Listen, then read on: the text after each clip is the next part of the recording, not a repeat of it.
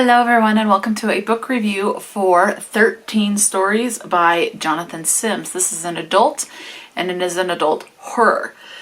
So yeah, something definitely to be aware of. It does get gory at times and I'll get a little bit more into that. So this was published in 2020 and I really enjoyed this. So I ended up giving this one 4 stars. I like the fact that you're following the perspective of each character. Now, one thing that is different is throughout the book, everything is told in third person as far as the physical book.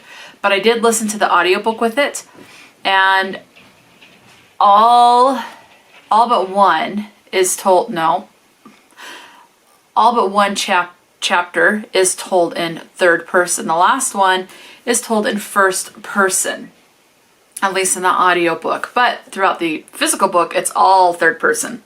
So that was a little different to have it switch up like that and try to read it. So there's a few phrasings and some lines that are omitted and added compared to the audiobook. So I think I would have enjoyed the audiobook a little bit more had it stayed true to the book and stayed in third person the entire time. So that was a bit annoying. The audiobook is 13 hours and 14 minutes. It has several different narrators. You have Aisha Artone, Aisha Kala, Ben Elliott, Cloud Quinn, Jonathan Sims. Oh, Jonathan Sims narrates one of these. Okay. Jot Davis, Catherine Press, Katie Leung, Lawrence Dubbies, Lula Susanna, Sophie Roberts, and Theo Solomon. So you have a full cast of narrators.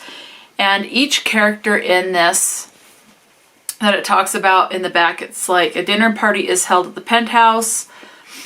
All the guests are strangers, even their host. And so all the guests have a different POV in this or perspective, and so they're obviously all told by different narrators. So each one goes through, it's hard to say really. One, it's a horror and I don't want to spoil anything. So the first one is just called First. You're not going to be able to see that. Anyway, so it says First. Night work. So it's not like chapter 1, chapter 2. It's 1st, 3rd, 5th, 6th, 7th, 8th, 11th, 12th. That's literally what it is. So the first one we're following Violet Ing, I'm guessing is how it's said, if I remember correct. And all these characters that you're following live at Banyan Court, which this billionaire has the penthouse suite, which is like the top of this court. And everyone starts to experience some not quite normal things. Like things seem out of place. They're losing memory. They're losing chunks of time. Things get moved around. They're seeing things that other people aren't seeing, hearing things that other people aren't hearing, and things just keep getting weird for all of them. So you're following everyone as they talk about things in their life that start to become kind of unnatural, and they're trying to figure out, is it this what they're seeing and experience? Is it in their head, or is it something supernatural, so ghostly or paranormal activity? So they're trying to figure this out. So you have Celeste is one of them. There's 2 different types of people. You have those that live in the back of the Banyan Court Hotel, which they are considered more poor type of a thing. Those at the front of the Banyan Court are more wealthy. Maybe the company bought it. Maybe their family bought them their flat or whatever. But they are considered more wealthy, and so they get a few more privileges as far as amenities and guards and things like that. One POV is from a guard, and basically what happens is one day this billionaire, as it says on the back, he's dead and no one's willing to really talk about it. And so you're following up with the events in each person's life leading up to when they get this invitation to the dinner party at the billionaire's suite or the billionaire's penthouse, whatever you want to call it. And these activities, and again, they're trying to figure out if it's in their head or if it's supernatural, if they're losing their mind or not. And basically everyone comes to the fact that they have to accept this invitation for whatever reason. It's meant for them. It's whatever the reason, they have to accept this invitation to go to the dinner party. And then the last chapter, everyone's at the dinner party and things start to unfold, and I was not expecting a bunch of stuff. So it definitely threw me for a loop. So that's pretty much all I can say. without spoiling anything, especially where each chapter follows a different character. The amount of stuff that you can get is very minimal, and so I'm just kind of telling you the broadness of it. Okay, so a couple things. You do have body horror, and it does get graphic at times, so do be aware of that. If you don't like body horror, I mean, it's not overly bad, and it's not the most graphic that I've ever read, but it is in there, okay? It does get gory at times. You do have LGBT rep in this, but it is very lightly, it's kind of glossed over.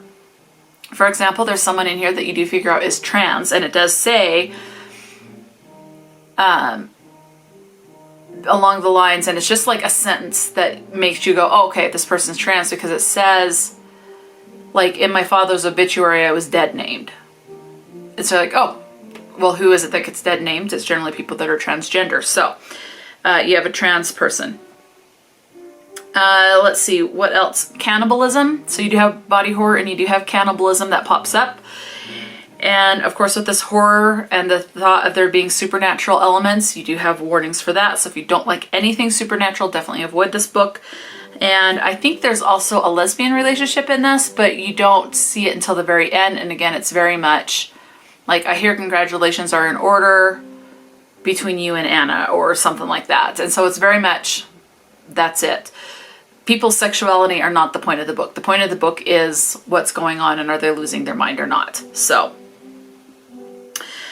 okay, so that's pretty much it that I can tell you for content warnings that could be triggering to people. Now let's talk about words that could be bothersome.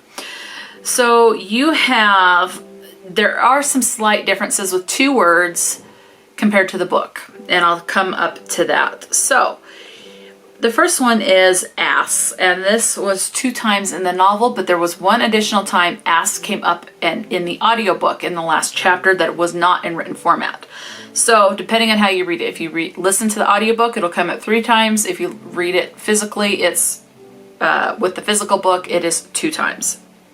Wanker comes up 1 time. I forgot about that one, and I'm not sure exactly what that is, but I think it's a slang word for something. It's definitely not something that's used here much in the United States, really, if at all, and the people that do use it tend to come from London or the UK.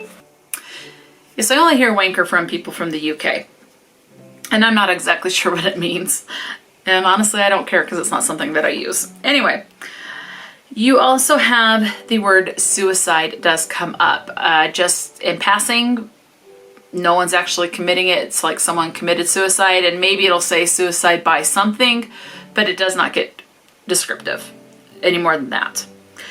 You have the word damn comes up 4 times.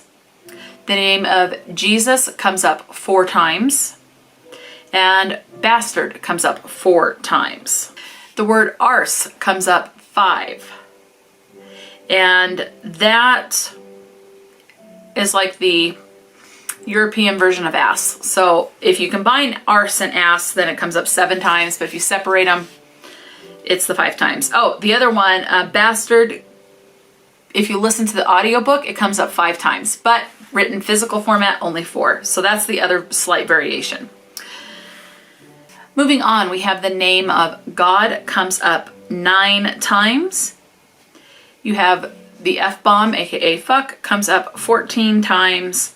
Shit comes up 19, and hell comes up 20 times. So, you know, I don't know. I enjoyed this, and I want to get the other book that the author has out, and I don't remember the name of it, but I don't know. I just found this to be a great time, and I love the fact that I could not figure out what the twist was. It was completely like out of left field, in my opinion, and I like it when that happens, when it surprises me and it's like, I'm shocked. And that's what happened. So yeah, let me know if you've read this. Have you read any of the other books by Jonathan Sims? Might be only one. I don't remember. Anyway, have you read anything else by Jonathan Sims? What are your thoughts on this book, if you have read it, or Jonathan Sims' writing? Let me know. Talk to me in the comment section below. And until next time, stay true to yourself and enjoy a good book. And I'll talk to you later.